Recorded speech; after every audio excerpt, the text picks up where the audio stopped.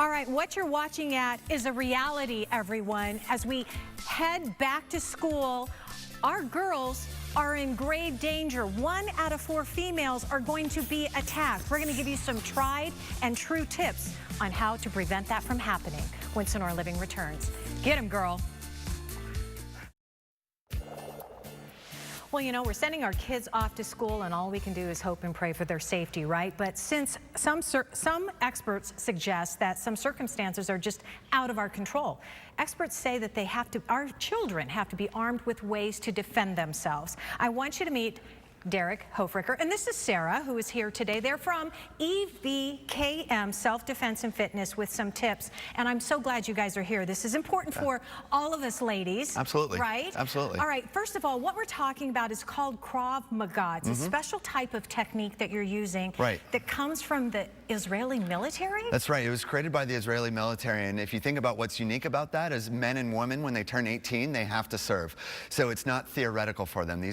They live it every day, and they need to defend themselves every day. Right, so they've actually created some special techniques that even some of the ladies, some of the smaller soldiers can handle, and you've implemented it. Right. I love this. Okay, so kind of walk us through, let's give us, everybody at home, a scenario which is very typical. You're walking along. I'm going to kind of step back out of the way here. You're walking along with a backpack. Right, a backpack, it could be a purse, and you know, it's carrying your stuff, but it can also be a thing that someone could grab and pull, right? Either to grab and pull you down to the ground, or to pull you into a car or vehicle. So when the pull happens, we'll go through it fast and then we can talk about it. Okay. Okay.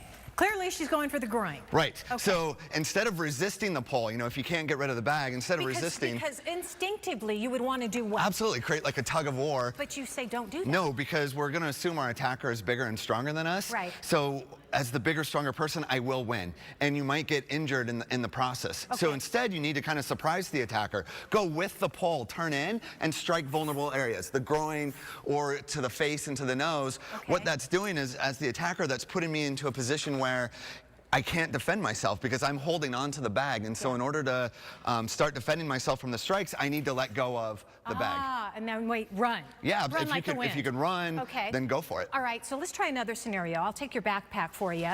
Simply just walking along, maybe, you know, not paying attention on your cell phone, somebody comes up behind you. Yeah, so if you know, coming up from behind her, another way that someone might be attacked is here. So we'll go through it fast.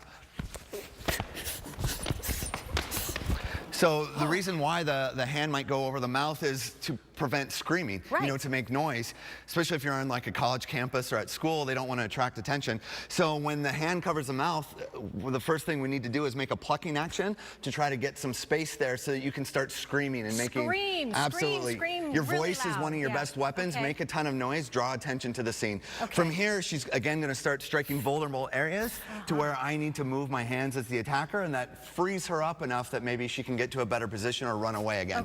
Okay. This next one I really, really love, and this is great for everyone because when we're talking about being vulnerable, people are going after those who look meek and scared, right? But if you look confident and big and mean, you have a much better chance. And it's even in the stance. Show me this next move. Yeah, so like if I come up from behind her, as I grab her, she needs to change her stance and her body positioning. If she stays upright, it's very easy for me to lift her.